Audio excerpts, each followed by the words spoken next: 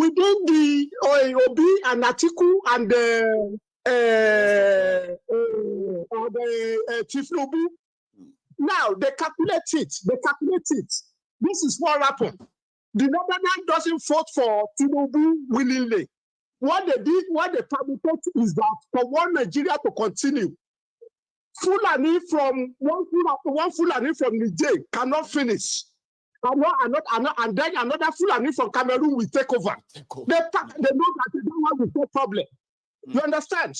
Now, Obi is a Christian.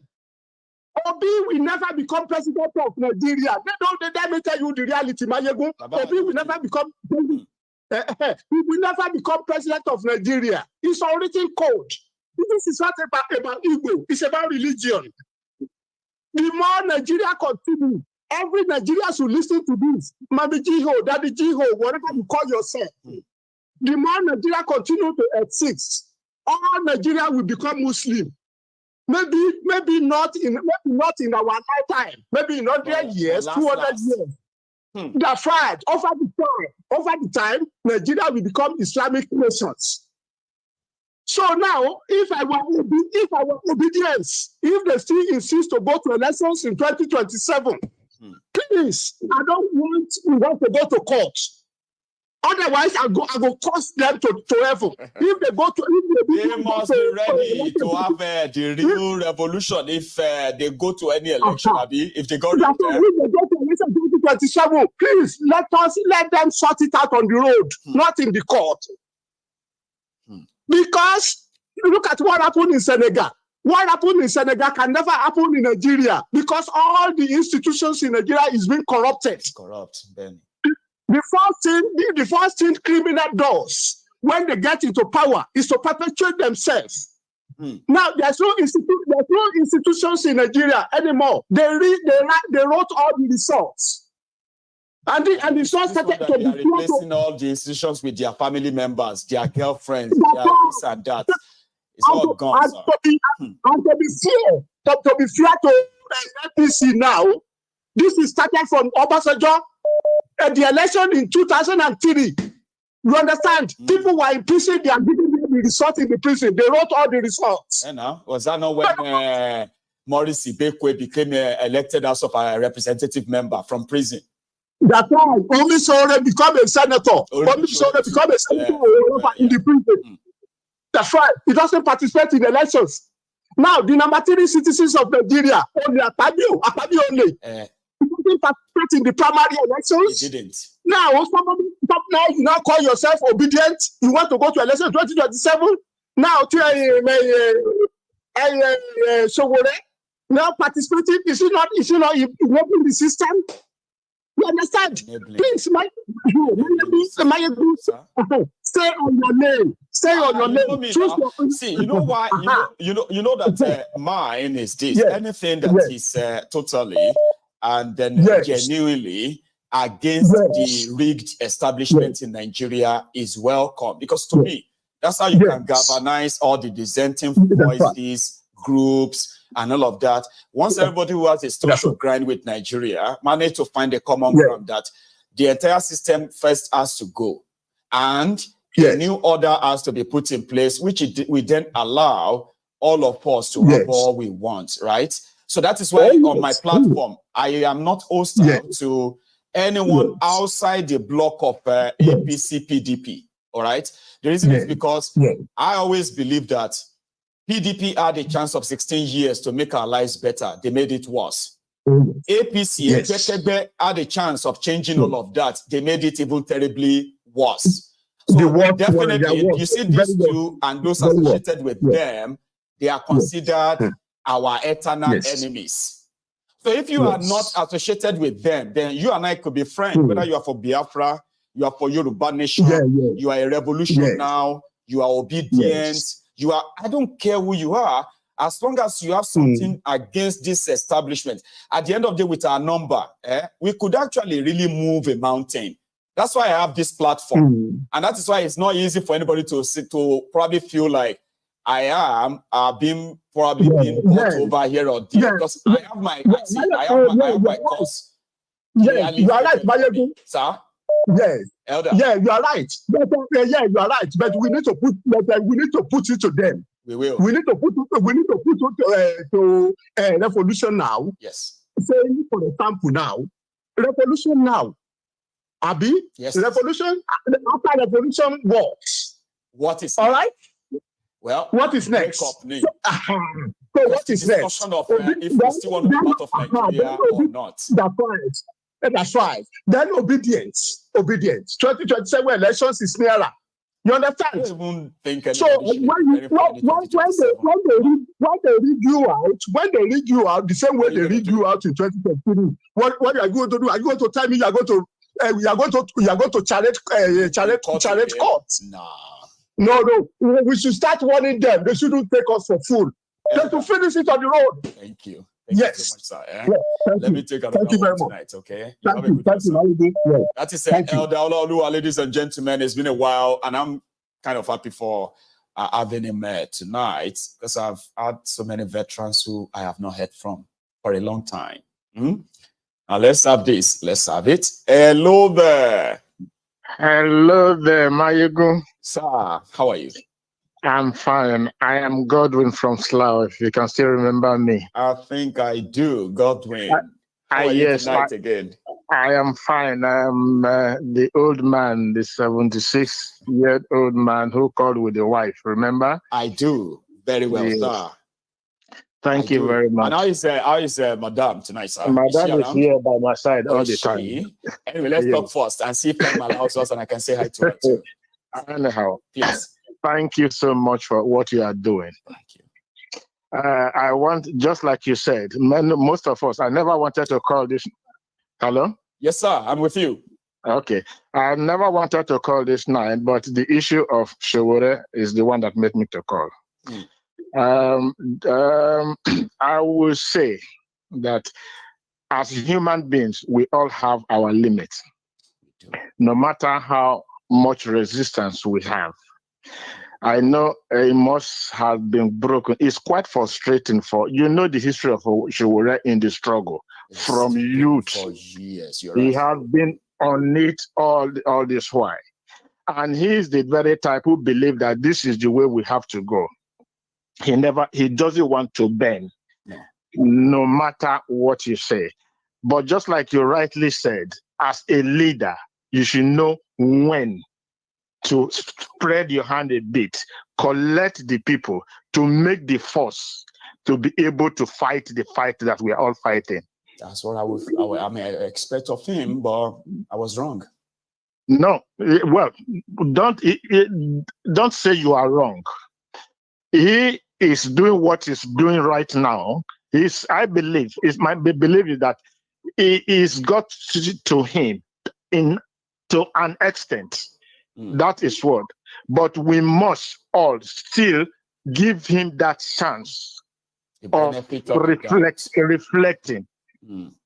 Reflecting on that very position. We all want one thing. Like I told you, I am not a Nigerianist. I am not.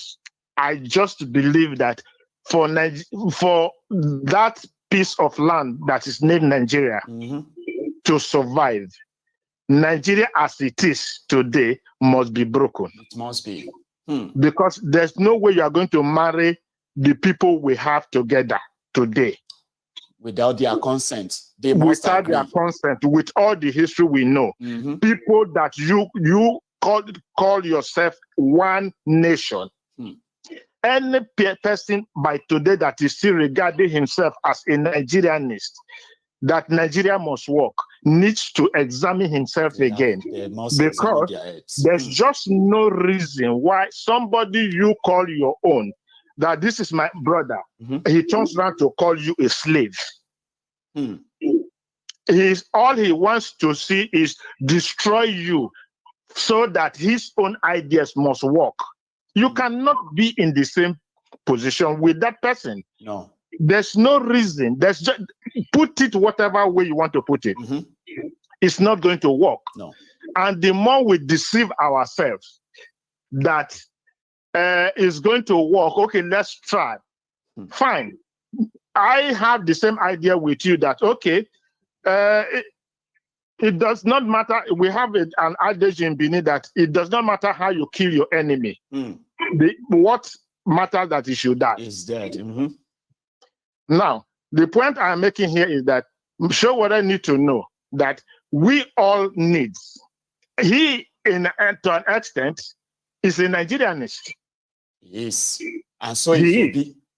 Yes. So do you guys have a lot in common, by the way? But, you know, anyway, go on, sir.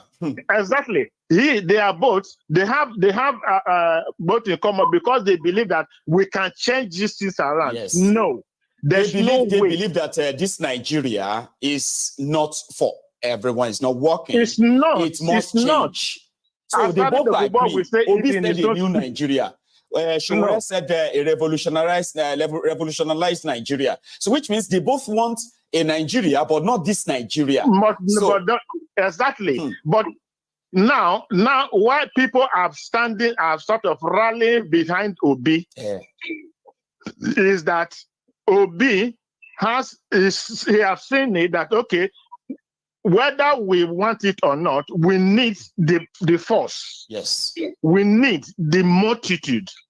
We need the people to be the people who make that very current Nigeria to join hands together to fight the enemies we have within us, which are the politicians. If we don't get together, which is what you are preaching all your life, if we don't come together as one, we have a common enemy individually. That's right, sir. We must come together as one and fight our enemy. After we have defeated, you know why I'm talking from London. You are talking from Glasgow. Everybody is talking from all parts of the world. Now, why are we here? Because we have peace here. It's not because we love here more than our country. No, it's not because we love it here. No. You are right, sir. Go on. I love that. You understand? It's not because we love it here more than our country, but because we cannot achieve what we really want in life. That's why we are here. Like I told you, I'm a retired man officially, but I am still working because I cannot go back home. I have my house. I have everything ready, but I cannot go back to live there because of what is going on. So my advice to people who call themselves Nigerianists, think again. It is better to face this problem once and for all and fight it. When you say it, you say you are calling for a problem. That is it's an assurance we are going to do. It's inevitable. You see, I said that if I have a chance of being invited to speak anywhere, I don't care the audience. I said I have not done much of that. I've not really done that, but I have been training myself so that when I walk into the hall, as they welcome me or introduce me to the stage to go and talk, right?